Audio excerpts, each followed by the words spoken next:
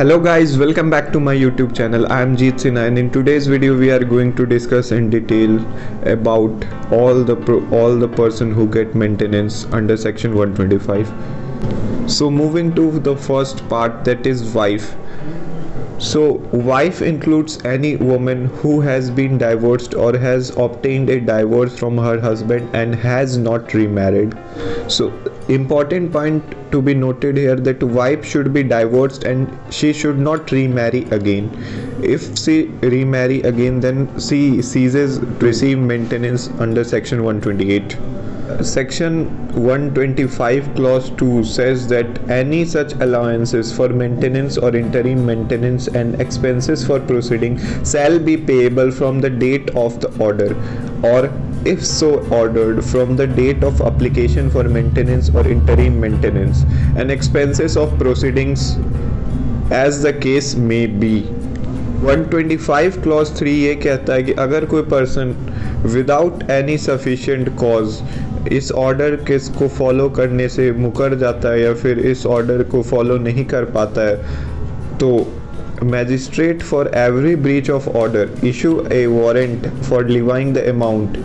तो हर उस केस में जो मैजिस्ट्रेट होगा वो वारंट इशू करेगा उस पर्सन के खिलाफ, उसके साथ उसे फाइन भी देना होगा, levying fine, and may sentence such person for the whole or any part of each month's allowance for maintenance or interim maintenance and expenses of proceeding as the case may B.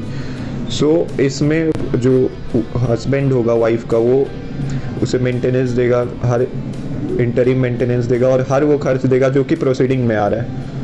अगर फिर भी remaining unpaid after the execution of warrant, अगर फिर भी warrant के issue हो जाने के बाद भी अगर वो अमाउंट अनपेड होगा तो उसे 1 महीने की सज़ा मिलेगी, या फिर अगर जब तक उसने पेमेंट अगर उसने सूनर कर दिया तो उसे कम सज़ा मिलेगी, नहीं तो 1 मंथ की सज़ा का प्रावधान है 125 क्लॉज 3 में। सो अब वाइफ के केसेस में जैसा कि मैंने कहा था कि डाइवोर्स्ड वुमेन भी आती है और जैसा कि सेक्शन में भी मेंशन्ड है, तो अब जो डाइवोर्स्ड वुमेन है वो एक लीगली मैरिड वाइफ होनी चाहिए। This specific inclusion of divorced women in term of wife would clearly show that term wife would only means legally wedded wife. So ये यमुना भाई वर्सेस अनंत राव के केस में कहा गया था। उसमें सुप्रीम कोर्ट ने ये कहा था कि जो लीगल वैलिडिटी ऑफ मैरिज है वो कंफर्म की जाएगी पर्सनल लॉ जो कि पार्टीज पे एप्लीकेबल है। एक और केस है राजा थी वर्सेस सी गणेशन। इस केस में सुप्रीम कोर्ट ने ये कहा था कि कुछ सिचुएशन ऐसे होते हैं जहाँ पे सेकेंड मैरिज प्रूव करना बहुत ही डिफ़िकल्ट होता है, और इस केस में हमें ज़रूरत नहीं है कि पर्सनल लॉ में हम किसी भी पर्सन के जाके देखें। जहाँ पे एक हस्बैंड किसी और के साथ है तो वहाँ पे ज़रूरत नहीं है कि हर सिचुएशन में हम पर्सनल लॉ चेक करें।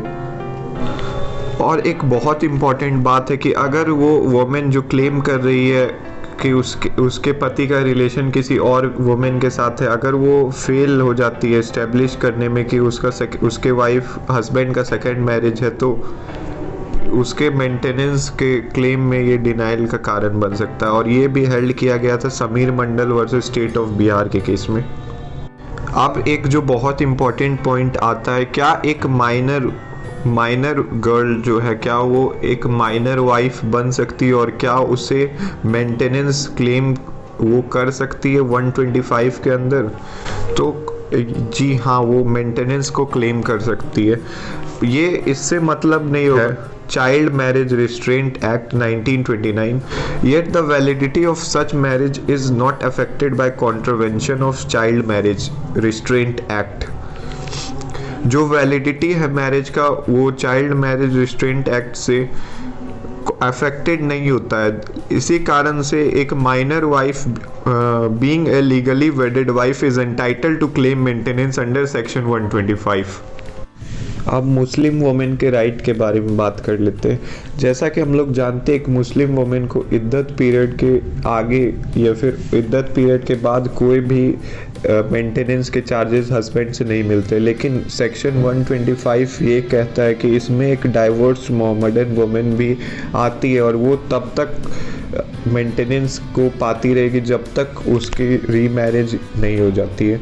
और अब बात करते हैं हिज लेजिटिमेट और इलेजिटिमेट चाइल्ड के बारे में। अगर एक चाइल्ड जो कि माइनर है, ये मैटर नहीं करता है कि वो मैरिड है या अनमैरिड है, बस ये मैटर करता है कि वो अपना देखभाल खुद, अपना मेंटेनेंस खुद नहीं कर पा रहा है, तो उस केस में ये फादर की ड्यूटी होती है कि वो उसको मेंटेन करे। अगर फिर वो नेग्लेक्ट और रिफ्यूज़ कर देता है मेंटेन करने से, इसलिए सेक्शन 125 में चाइल्ड इलेजिटिमेट और लेजिटिमेट चाइल्ड की मेंशन की गई है। ये प्रोविज़न बहुत हेल्पफुल है क्योंकि ये किसी भी एक पर्सन को death due to extreme hunger, age और पॉवर्टी से बचाता है, क्योंकि एक पर्सन अपने आप की मेंटेनेंस खुद नहीं कर सकता है जब तक वो अपने पैर पे खड़ा नहीं हो सके। तो यहाँ पे एक फादर की ड्यूटी होती है कि वो उसे इस्टेब्लिश करे। तो अब जो दूसरा है कि वो क्या मुस्लिम फादर का भी ऑब्लिगेशन सेम होगा as a Hindu father. yes, Muslim father obligation is also same as Hindu father to maintain his minor child as obtained in section 125 is absolute and is not at all affected by any Muslim woman protection of rights on divorce act 1986। तो मुस्लिम के लिए भी वही same law होगा जो हिंदू के लिए, क्योंकि सेक्शन 125 जो है एब्सोल्यूट है, इस पे पर्सनल लॉ का कोई इफेक्ट नहीं होता है। अब जो तीसरा पर्सन है जो एक मेंटेनेंस का को क्लेम कर सकता है वो है उसका इलेजिटिमेट चाइल्ड और लेजिटिमेट चाइल्ड जो कि एबनॉर्मल है, जो किसी भी तरह से वो फिजिकली और मेंटली उसको इंजरी है और वो अपने आप को मेंटेन नहीं कर पा रहा है। तो उस केस में भी फादर की ड्यूटी बनती है कि वो अपने बच्चों को मेंटेन करे, तो वो अगर मेजर भी हो तो इससे कोई फ़र्क नहीं पड़ता है।